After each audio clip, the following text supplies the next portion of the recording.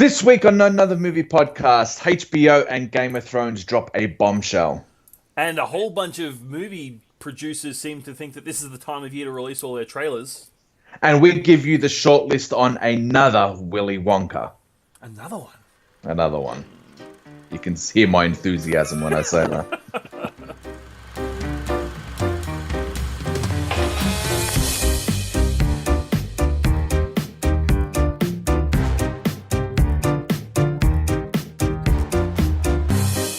Hello and welcome back to Another Movie Podcast. I am Sean Pierce. And I am Sean Kelly.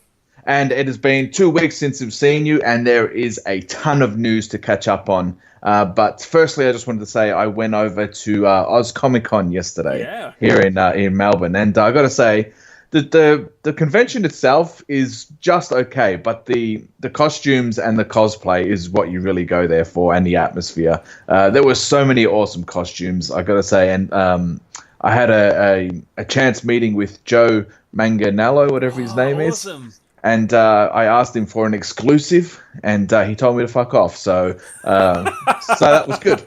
Did that really happen? No, it didn't really happen. I just did it for the podcast's sake. But I did spot him briefly. Oh, man, I was all excited there for a second. Yeah, so that was our exclusive on Deathstroke. Fuck off. So you know what? I'm more interested in the Dungeons and Dragons movie that he's reportedly making. Oh, really? Yeah. Oh, yeah, that's right. Yeah, you did mention that a couple podcasts ago. Huge D&D fan. Yes. But as I said, the atmosphere there is pretty cool. So if you do get a chance to, it's Sunday now and today's the last day. If you go out there, check it out. I think you will enjoy it. Next year. All right. Well, there has been a ton of movie trailers this week, and I think we've only got half of them, to be honest, but we'll quickly go through them. Yesterday dropped the new Halloween trailer, and I got to say, I'm actually pretty excited for this one. It looks really cool. They've seemed to have cut the fat that didn't really work from the sequels that have come previously. And they've spin. What I really like about this one is that it's basically a direct sequel to Halloween Part 1. So Michael Myers has been in incarceration for 40 years, and this is basically where the story picks up. So I think that's a really good twist. It's ignored everything that's come before it, and it's just a direct sequel. Yeah, and look, it's been a long, long time since I've seen the original Halloween, but it made me think, you know what, maybe I want to go back and check it out. Yeah, no, I agree. So, as I said, I was just a bit meh when I heard the news, but after seeing the trailer, I'm definitely keen to see this one. And I love where they've taken Jamie Lee Curtis's character. It looks, you go and check out the trailer, and I think you'll be as hyped as we are. Yes, I agree. Then there was a ton of kids' movie trailers that we'll go through quickly. The new Spider-Man Into the Spider-Verse. This looks so cool. I can't wait to see this one. Friggin' awesome. The animation style just looks out of this world. Yeah, I was really impressed when I saw it. It basically looks like a comic book. So, and then we've got introduced to Peter Parker, who is in this, Miles Morales, Spider-Gwen at the end of the trailer. It's got me really excited, so I can't wait to see this one at the end of the year. The next one was the Lego Movie Part 2, the second part. I got to say, I think this movie looks like shit, to be honest. There was nothing in this trailer that excited me as much as I was when I saw the first film. Well, yeah, I think you're right. I'm not sure they're doing anything particularly different the first time around. But the thing that carried the first one was not so much the plot. It was the comedy and it was basically the comedy. So if they keep that intact, then maybe we're onto something. Look, they're getting my money regardless because I know my kids will want to see it. Yeah. But as I said, there was just nothing in there. They were just like, oh, that looks so cool. So, maybe it was just that's the first part of the animations they've finished because it doesn't come out till next year. Yeah. So hopefully there'll be something later on. The next trailer now this one I'm really excited for was Wreck-It Ralph wrecks the internet or breaks the internet. Yeah. This looks so damn cool. I love the first one so much because it had so many game references. Yes. And now he's going into the internet where it basically opens up the whole new world. And it looks like they head over to like the Disney part of the internet. Yeah. And we're getting introduced to people from Star Wars, the Avengers. There's this fantastic scene with all the Disney princesses that I look really excited to see. So this one is basically at the top of my list of kids movies I want to see this year. Yeah, I'm keen to see it, but my one hesitation is they've really gone into shill territory with this Like it's basically going to be a Disney love-in, and I'm loving everything that Disney's doing at the moment. But is it going to be too much? We'll have to wait and see. We'll wait and see. The next one, How to Train Your Dragon Part 3. I actually haven't seen the first two, so this one did nothing for me, to be honest. I'm going to try and wrangle my wife or my mother to take the boys to this one because, as I said, I got no interest in it at all. I think check out the first couple. They might surprise you. Yeah, maybe I will. As I said, love them. maybe once they realise the third one's coming out, they want to see the first two. And then we got... I think it could be a real shift in direction for the Transformers franchise, and that was the new one, Bumblebee. Yeah. I'm not feeling it. You didn't feel it? No, I agree with you that it's a different direction, and most likely a much better direction. But I don't know. Maybe I don't know. It just looks like a really nice character piece for Bumblebee. Like, he's not thrown into this whole save the world situation that we've seen every time in a Transformers film.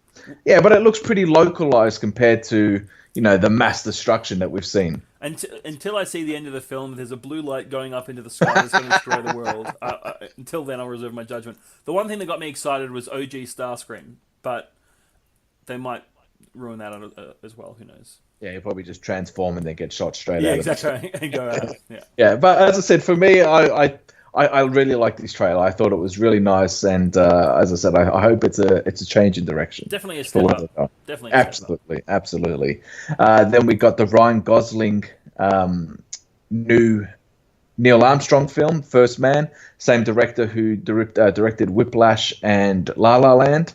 To me, I don't know. We've kind of already seen this movie before in the Clint Eastwood film, The Right Stuff, that came out. I think it was in the 70s. So for me, it didn't look much different to that. But with those two in the helm, I don't know. I can't see it going wrong. One thing that really got me about this trailer was I got a real sense of the confinement of the spaceship. I thought they did a really good job of selling me on the actual equipment. I think they've done, whoever did all the sets and all the props, I think did a fantastic job, because I don't know why that stuck out to me. I'm not sure, but it's definitely worth a watch. And Claire Foy's in it, who played the Queen on Netflix, and she's really good. So I'm excited to see what she does with Rygos. Oh, is that where she's from? Is she? Yeah. I'm watching. I'm like, where do I know you?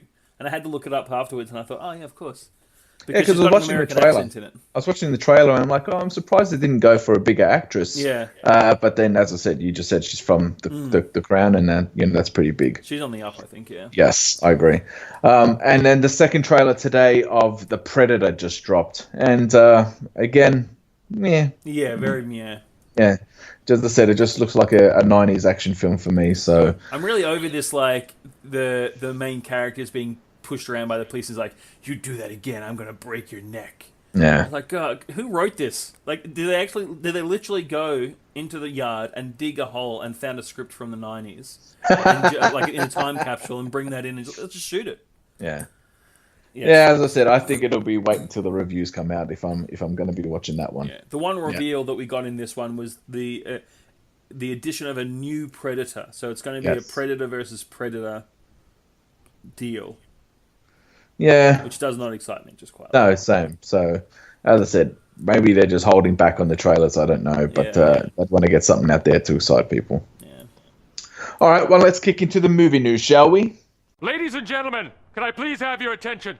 I've just been handed an urgent and horrifying news story. All right, well, as we said at the top of the show, HBO and Game of Thrones dropped a bombshell, and they have finally greenlit a prequel to the Game of Thrones, which is very exciting. I think there's so much good story to happen before the original series. Yeah, I agree. Apparently, there's going to be 5 different pilots, apparently. But this is the first one off the top, and it is going to be penned by George R. Martin and Jane Goldman. The fans of the books must be livid, because he is taking so long with that next book, and this is just going to set it back further and further. Yeah, clearly money talks in this situation. I'm guessing he's going to get a ton more money to write the script of this show than write the next book. I completely agree. And he's probably like over it. How many books is it now? He just wants that story. Like this, he gets to dive into a related property, but in a completely different time frame. So that's pretty exciting. I'd be excited if I was him. Well, apparently this is set thousands of years before the events of Game of Thrones and chronicles the descent from the golden age of heroes into its darkest hour. The series will explore the horrifying secrets of Westeros, the true origin of the White Walkers, the mysteries of the East, and the Starks of legend. So that sounds really promising. That sounds really cool. I do wish that the prequel was like Rhaegar and the Battle of the Tridents, young Ned. But this is really cool as well. I'm into it. Well, as we said, this is one of 5, so possibly there might be another series that basically outlines that storyline. And I'm 100% agree with you. That's the actual story that I wanted to see. Yeah. But to see the fall of Westeros and obviously the origin of White Walkers does sound pretty cool. Yeah, I'm down. Yeah, in HBO we trust. All right, well, there's been some huge moves and makes in the DCEU, and the biggest one to come out of it was that Jared Leto is getting his own standalone Joker movie. This was kind of a given, wasn't it?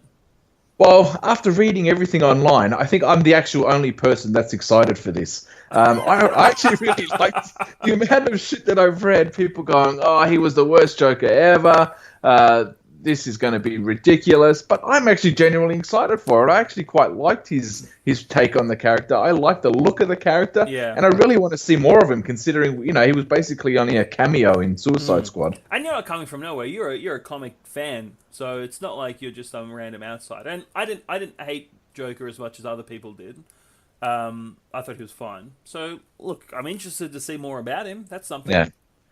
But the weird thing that they're doing is they're still going ahead with the Joker origin story that's supposed to star Joaquin Phoenix and to be directed by Todd Phillips. So we're going to get 2 Joker movies in 2 different universes. Clearly, if it's back in the 80s, it's not an origin story for the Jared Leto one. So there's going to be 2 different Jokers, which kind of, whether they're going to have 2 different universes or the Joker, the Jared Leto Joker, could possibly be, the rumored Robin that possibly turned into the Joker that was always rumored in Suicide Squad and teased upon as well when we saw the Robin costume with the Joker spray paint on it. That's always been a rumor, a long-standing rumor. So I don't know what they're doing, but as I said, at the moment, we're going to get 2 Joker standalone films, one set in the 80s and one set in the DCEU universe that we know now. All right, well, the next rumored story to come out of the DCEU, Variety's Justin Troll has revealed that Oswald Cobblepot, a.k.a. the Penguin, is heavily considered to be in either or both Matt Reeves' The Batman and the Harley Quinn spin-off Birds of Prey. Which I think is a very cool idea. It would be interesting, actually, if he's the character who linked the 2 films, maybe. Yeah, that's a good idea, actually. I might send him that. Yeah. We'll just get Matt Reeves on the phone and say, if depends which film is coming out first. Either Birds of Prey might come out first. We'll have a tie-in straight into the Batman film. Yeah. Done. I would actually love to see him, as first in the Batman, because then he could act because we could see his descent to become the Penguin. Like maybe he is another businessman like Bruce Wayne. And then through their dealings, he becomes the Penguin to try and get like the edge on Bruce Wayne. And then, that could be cool. That's an interesting origin story. That's true. But it kind of debunks the theory that the Batman film was in its own standalone universe as well, much like the Joaquin Phoenix Joker film that we spoke about earlier. Can we just stop it with this? Can we just put all of our ducks in a row? Has no one told I just wish that someone at Warner Brothers would just come out and say, look, everything is connected or everything is not connected. Yeah.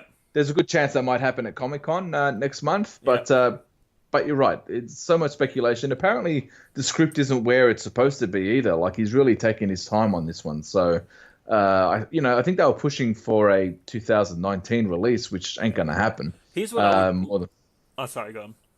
No, go on. Here's what I would love to see at Comic-Con is him come out. He's like, here's the script for our next Batman movie. He puts it on a table. Here's the script for the Birds of Prey movie. Here's the script for the Joker, and puts it all on this table. Gets some gasoline, pours it over the table, lights it on fire, and says, all right, we're starting again. That would get a big cheer from the crowd. Yeah, I like it. Well, apparently they're going to be showing Aquaman. They might have a Birds of Prey part that's been rumored so far. So fingers crossed that they do come out and announce something, as you said, to debunk all the rumors. And the heavy rumor is that Josh Gad could possibly play the Joker in these, or the Penguin in these films. Which I think is good. I think he's a great actor. He's done a lot of stage, so I think he's very theatrical, and that could really work for the Penguin. Yes. Can he take a more, serious approach? Let's hope so. But he definitely has the look and the frame of the Joker, so it's a wait and see. Yeah, I agree. I kind of hope they go down the Arkham Asylum route with him, with the Penguin with the bottle jammed into his eye socket. I think that's a really cool look. That was a cool look. Basically, everything that came out of those Arkham games was so cool. Yeah. So, I'd love to see more come out of those, but I doubt it. Yeah, I agree. I severely doubt it. All right, well, another piece of news coming out of the DCEU is that Wonder Woman 2 will be set in the 1984 Cold War. Yeah, which is my birth year, so I feel personally connected to this. Yes, it's the midst of fears between the US and the USSR coming to blows and engage in nuclear warfare. That's a perfect spot for Wonder Woman to land. So how Cheetah fits into that, because we know she's the villain of this piece, I don't know. She could be but it's definitely it's a good route that they're going on, with her kind of showing that she's been involved in so many different things. I'm going to be interested to know how they go the whole... she finishes World War One. And then she's like, I have to go away. I can't, be part of this world of man. And then she comes back in Justice League and decides, now's the time. So she's going to have to go through that same arc. Now she's going to go, no, something compels me back. And then at the end of the film, no, I can't be part of this world of man anymore. Like, how often did she do this? Was this like 12 or 13 times throughout the century? Well, especially where she kind of, if they're going to 1984, she kind of ignored World War II. She was like, nah, I'm not getting involved in that one. I don't like Jews. Like, I'm just going to put it out there. Wonder Woman's a massive anti-Semite. Yeah, that's right. So, no, as I said, it is interesting that they did go that big time jump. But, if the same people are involved from Wonder Woman into this one, I'm definitely keen to watch it. Yeah, me too. I'm down. Yes. All right, well, there was... a big, I wouldn't say pity party over at Disney this week with the release of Solo. With the money. Yeah, I agree. With the release of Solo 2 weeks ago and the really, really bad box office results, it looks like that Solo is headed for an $80 million plus loss for the Disney company. Yeah, and look, they'll wear it, but I'm sure they're not happy about it. No, if someone told me that a Star Wars film would flop at the box office, I would slap them in the face and say, you are ridiculous. How has this happened? Like, I went and watched it last week, and I actually enjoyed it a lot more than The Last Jedi. I've shared my thoughts on that film. I really enjoyed it a lot more. Like, they said the first half was quite boring and slow. I actually enjoyed the hell out of the first half. So, I really don't know where this went wrong. Analysts are saying that it was basically... the marketing campaign was really lackluster. Yeah. They kind of, maybe Disney thought that they probably didn't have a hit on their hands, so they didn't invest heavily in the marketing. But it is really interesting to see that a Star Wars film has flopped. Yeah, and I think it goes down to all that. Also, just a lot of people, like Avengers had just come out, there's Deadpool. I think people kind of used up their, cinema excursion tickets, so... It's quite interesting because the last two Star Wars films have come out in December, and they've basically owned those months. Yeah. So for this to come out, as you said, so close to Avengers and Deadpool, it was really quite stupid placing. But when you got a film, they want to release it straight away. But as you said, you can't feel sorry for Disney at the moment. Black Panther has grossed $1.3 billion. The Avengers is looking at $2 billion at the end of this week. And then you've got The Incredibles, which is tipped to be, one of the biggest films of the summer. Yeah. Let's not feel so bad for Disney. No, exactly right. The problem is, like, they poached some of their audience from Solo with their massive audience for Infinity War. I think they'll be fine. I just feel bad for the creatives who worked on Solo, because they must feel like failures, even though I think a lot of it was out of their hand. And as you say, all reports say that the film is far more enjoyable than people are giving it credit for. Yeah, absolutely. There is rumored that there is a trailer that exists for the original two directors' vision. Whether that gets released or not, I don't know. Talks that they wanted to turn Han Solo into like an Ace Ventura type character and then set the whole film in like a Guardians of the Galaxy tone. Would be interesting if that came across in that trailer. Yeah. But you can definitely see it. It just wouldn't have worked in the whole, Star Wars, themed universe. I wonder if they're going to do that's going to be the Lando film.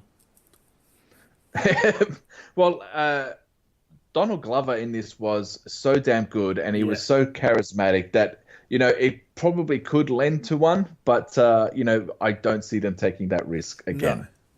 No. As we spoke at the top of the list, they are remaking another Willy Wonka film. This one is going to be a lot more closer to the book than what we've previously seen. And at the moment, Donald Glover, Ryan Gosling, and Ezra Miller are on the short list to play Willy Wonka. Interesting choices. What's the link between these guys?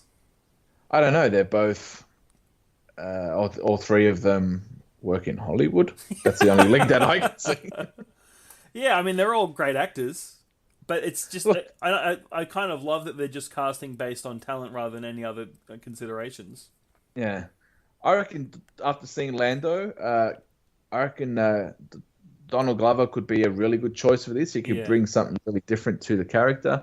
But even Ezra Miller could be that weird, wacky, Willy Wonka that we expect. Ryan Gosling, I don't know if he's got, that wackiness chop to his armor. He's also old.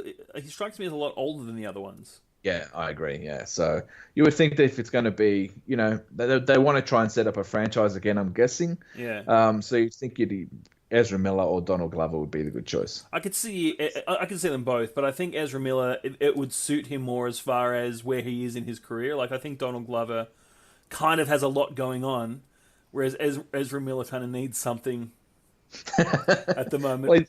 Well, he does have the Harry Potter films, and he's got, hopefully another Flash film. So you're right. Maybe he does need something. I just don't want him to be a flash in the pan. Oh. Yeah. Oh. Thank you. Yeah. Okay, yeah. That was. Yeah. Oh, yeah. I think that's what it deserves. I feel dirty now. Yeah, I feel real dirty. Well, get off those websites.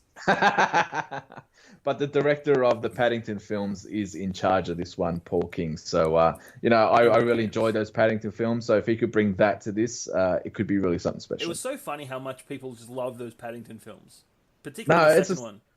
Well, I reckon your daughter will really enjoy them. I reckon you sit down and watch it. You'll be quite surprised. We're going to do it. I chucked on the Lego movie for her this morning, and she got about halfway through, and she was like, I don't want this one anymore. Yeah. Okay, well, maybe Paddington's the way to go. Kids these days have got way too many choices. I remember having a selection of maybe 5 or 6 movies. Back in the day. Exactly. Now they've got Netflix and Stan. They can choose whatever they want. And they don't even finish, a whole movie because they want to see, this one's not getting my attention. I'll see what else is. Yeah, damn kids. Damn kids these days. You'll watch Lawrence of Arabia and you will like it the entire time. That's right. You will like Singing in the Rain and you will enjoy it. I will say, when I was a kid, we watched Spartacus, I think 1 million times, and that is a 3-hour-long Roman epic. So it is, a bit strange. Your parents must have been rapt. They're like, Spartacus again, we got 3 hours. Yeah, that's true, actually. Good point. Yeah. All right, well, last week on the last podcast, we spoke about Peter Jackson mulling the decision of either jumping on board the Lord of the Rings TV show or possibly jumping into the DCEU. Both got excited. Yes, we're both excited by this, and apparently none of those are true. He came out this week and said that he's not involved in the Lord of the Rings series at all, and he doesn't even read comics, so he's got no interest in directing a comic book. Not only they're not true, they're not even nearly possibly true. Exactly. Who writes this shit? Seriously. They just throw anything and hope it sticks to the wall. So Peter Jackson has debunked both of those. Which is a bit sad, but that's all right. Yes. We also spoke about the rumor of Todd McFarlane finally nailing his Spawn, and this week he did it. Jamie Foxx has joined on board to play Spawn. And who wouldn't want to nail Jamie Foxx? I agree. But the weird part is that apparently, this Spawn character is basically going to be like Jaws. So he only pops in and out of the film. Apparently his mask isn't coming off, and he doesn't speak much. So realistically, it could be anyone under that fucking mask. I'll do it. If you want me to be Spawn, I'll do it for less than Jamie Foxx. Wait, you're way too white to play Spawn. But the mask is on. You gotta have some charisma at least. Oh, yeah, that's a good point, actually. No offense. Yeah. I can just see it's like bad things are happening and I'm like puffing. I'll get there in just a minute, guys. Yeah. Seeing Spawn with a dad bod isn't necessarily Yeah, fair enough. Yeah. All right, well, I am super excited for this Tarantino film that he's making, Once Upon a Time in Hollywood, because it has already cast Brad Pitt, it's already cast Leonardo DiCaprio, and this week they've just added Al fucking Pacino. How fucking cool is that? Can we go through the whole cast for a second? Margot Robbie, Brad Pitt, Leo, Dakota Fanning, James Marsden also just got added, Timothy Olyphant, Al Pacino, Kurt Russell, Damian Lewis, Emile Hirsch, Luke Perry, which I'm actually unduly excited for, Tim Roth, Burt Reynolds, Clinton Collins, I don't know who that person is, and Michael Madsen. Yeah, that is a stacked insane cast. If they could add Robert De Niro somehow into this, it would be the perfect film because you got the best two actors from a past generation in Pacino and De Niro. Yep. The best two actors, in my opinion, with Brad Pitt and Leonardo DiCaprio. Yeah. It could be anything, this film. It could be the greatest thing on earth, or it could be one of those films where it's just too many faces and it kind of takes away from the story. A bit of that one with Bill Murray and the gang when they're going at the World War II art. What was that? Oh, yeah. Monuments Man. Didn't work out. Yeah, the monument. Yeah. I didn't. Hopefully it means, though, the script is very good, like to attract all these people, or are people just buying into like QT hype? You know, he's going to be finishing making movies soon, or so are people just jumping onto it when they can? Yeah, well, this is true. Apparently, there's only, 2 or 3 left. Yeah. So maybe you're right. Maybe this is their last chance. But, the title itself, Once Upon a Time in Hollywood, and then you throw in all these big Hollywood names, it kind of makes sense. I would be surprised if this is the time when Quentin Tarantino cleans up the Academy Awards. Yeah, well, as I said, he hasn't really done it, has he? No. Like, he won for Pulp Fiction just as a writer. Yep. And didn't get much love after that, so you're right. But I'm actually surprised, of all the names that we've read out, the one that you got a hard on for most was Luke Perry. I think he's a cool guy. We watched the first season of that Riverdale show. Yeah. And I don't know. I don't think he takes himself very seriously. He has a lot of fun, and he's not a terrible actor. It's just I just like to see him working again. With the names like Al Pacino, Brad Pitt, Leonardo DiCaprio, and you're like, oh yeah, those are good. You're like, Luke Perry, sign me up. But like those guys I can always see those guys working in a big film. Like Luke Perry, when's he going to make a Tarantino film? This is his one chance to get in there. He's like the underdog story. Yeah, fair enough. All right, I like it. As I said, it was just the fact that one surprised you the most has made my day, to be honest. Good. I'm glad. I hope that makes Luke Perry's days well. We'll tag him in our podcast listening, so maybe someone will get some love for him. Yeah. All right, well, production has started on the Top Gun Part 2 film. I don't know how I feel about this one. I think it's another nostalgia film that hopefully they're going to cash in on. Oh, yeah. But Tom Cruise is already involved, and this week they have just landed the Iceman himself, Val Kilmer. Which makes me... this gives me hope for the film, because that guy is an artist. I 100% agree with you. This guy has got so much acting chops, it's not funny. Yeah. Maybe not from the Batman films, but if you watch him in the Doors film and Tombstone alone, this guy, could have been an actor of his generation if he didn't go off the rails. Yeah. So I really like him. Whether we'll get another volleyball scene out of him, I'm not sure, because, he's kind of rocking the same bods that we are at the moment. So I don't think seeing him and Tom Cruise go topless on a volleyball court will necessarily be part of the film, but you never know. He might slim down. CG abs, I like it. Yeah. But, they did CG out Harry Cavill's moustache in Superman, so they might add some ads. And they'll just look really weird and distorted. Yes. I'm down. Well, I'm down for that too. As I said, I really love Val Kilmer. All right. Well, the off again, on again, off again, and now off again Crow film has officially been canned. Unfortunately, Joseph Moana came out this week and said, "I've waited 8 years to play this dream role. I love you, Sony Pictures and Colin Hardy, who was the director, but I may have to wait and another 8 more years. Our team just could not get things together, and apparently it fell over due to financial and creative differences." Yeah, is it best to let the crow die? I 100% agree with you there. They've tried so many times to get this off the ground. Better off just putting Eric Craven to rest and let that character die with Brandon Lee. Yeah, exactly right. And the 90s in general. Yes. All right, well, this piece of news got me really excited because I think this could be a massive change in a kind of dwindling franchise. Helen Bonham Carter could possibly play the villain in the next James Bond film. Which would be awesome. Yeah, I don't think they've ever had a female villain, have they? Well, yeah, they've had femme fatales, but no, I don't think a main villain. No, not like a main villain. Yeah. And it kind of puts a spin on the whole Bond girls as well. Usually when we're seeing big names come to these films, they're generally just a pretty sidekick. But, to have her as the main villain, I think she's a fantastic actress. Yeah. I really loved her the most in Fight Club. I thought she was so good in that film. So to see her play the villain, and she can play nasty really well when she wants to. Yes. So that would be a great choice for me. And coincidentally, the first Bond girl actually died today at age 90. Oh, really? Yeah. Eunice Gayson. Yes. Well, Danny Boyle is writing and directing the script, so I love that man. So to have, all those elements involved, it could be really, really cool.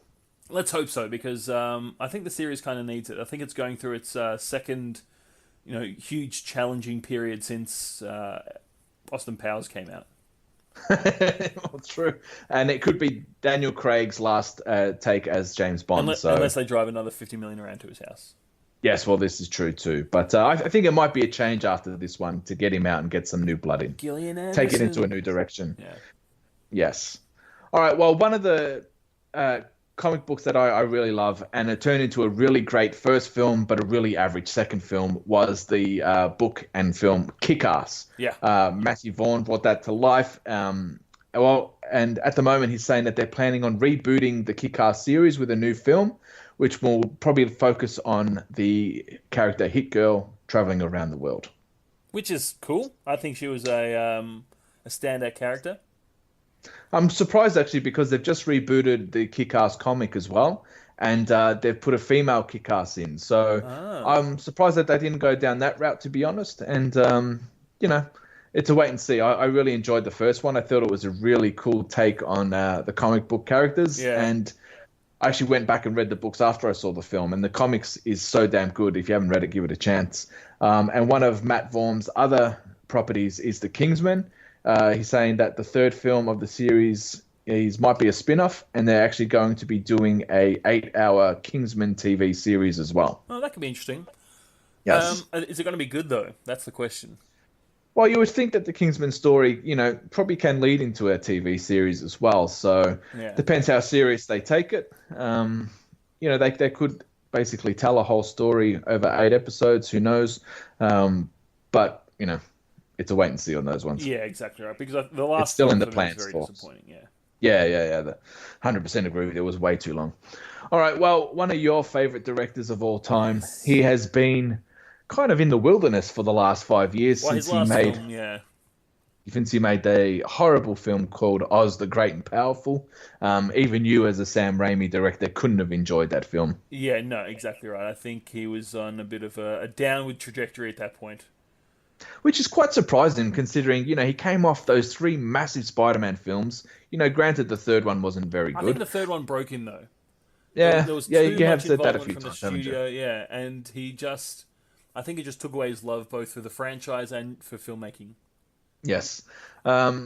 Which was quite surprising to see him go straight back into a big film like Oz the Great and Powerful, to be honest. That was the Rebound Girl. Yes, it was the Rebound Girl. But apparently now he's teaming up with Ryan Reynolds in a mystery thriller called The Bermuda Triangle. And it sounds amazing. Well, you want to go through the plot? Yes. Okay, hear this. So Ryan Reynolds, the star, is the rumor. Sam Raimi directing, which is awesome. So it's about when a massive submarine carrying nuclear weapons goes missing in the Bermuda Triangle, some random commander enlists the help of Ryan Reynolds, who's going to play a doctor, who is a theoretical physicist, who, using his grandfather's research, opens a wormhole to reveal a mysterious island that's inhabited by sharks, Vikings, and Nazis. So they have to fight sharks, Vikings, and Nazis, or maybe a combination of all three, in order to get the nuclear weapons back. That sounds like an epic film. Really? I reckon that sounds just as bad as Oz the Great and Powerful, to be honest. I would actually love it if that's what they actually found there. They went through the wormhole and it's actually Oz, and the witch is hiding away this is actually a great movie. The witch is hiding away the nuclear weapons, and they're like, US Marines land in Munchkin Town and like just raise the place. I want to see this movie. Yeah, I would have thought, if he wanted to go back to his love of film, I thought he would have gone something a little bit smaller, something a little more original to his roots. Yeah. Just remake Darkman. Yeah, actually, I'm surprised that one hasn't come up because, it's a great character. Yeah. And it probably didn't get justice back then in the 90s either. I think it was ahead of its time. But yeah. Look, this film sounds really off the wall, and it could go either way. It could go Sharknado territory, or it could go sort of Cabin in the Woods territory. I'm not sure. We'll have to wait and see. Yes, we'll wait and see. All right, well, that wraps up the movie news for this week. You got any plans for the weekend or the rest of the weekend? It's a long weekend. So, yes, I do have plans, pretty exciting plans. I'm going to be marking my Year 11 exams. Oh, you are a hell of a rebel, my friend. Insane. Yes, it sounds just as rebellious as what I'm doing today. I'm taking my son to see Paw Patrol Pirates. I'm looking forward to the review next week. Super excited for. Yeah, exactly. So now we've just added that hook for people to come back next week to hear what I thought of Paw Patrol Pirates. And if you ask nicely, I'll tell you what my grade average was. Oh, good. Excellent. That's even a bigger hook, I reckon, than Paw Patrol Pirates. Yeah. And then I'm going to do something very stupid and something I generally do not do. There is this new horror film that has come out this week called Hereditary. Oh, it looks so It good. has got massive reviews. It's got a massive Rotten Tomato score of like 98%. And I'm going to see that at the movies. And I tell you now, I'm fucking petrified already. I don't know why I'm going. But I am going. I've got the afternoon to myself because my wife is taking the boys to a birthday party. I'm like, you know what? I'm going to do something brave this weekend and go see that film. So catch it next week for my thoughts of that. Now, the Paw Patrol Pirates is a stage show, so that's even more exciting. Wow. Oh, yeah. Well, very refined of you. Yeah, so next week you're getting a movie and theatre review from myself. I love it. All right, well, that wraps up the show for this week. I am Sean Pierce. And I am Sean Kelly. And let your week be a good week until next week.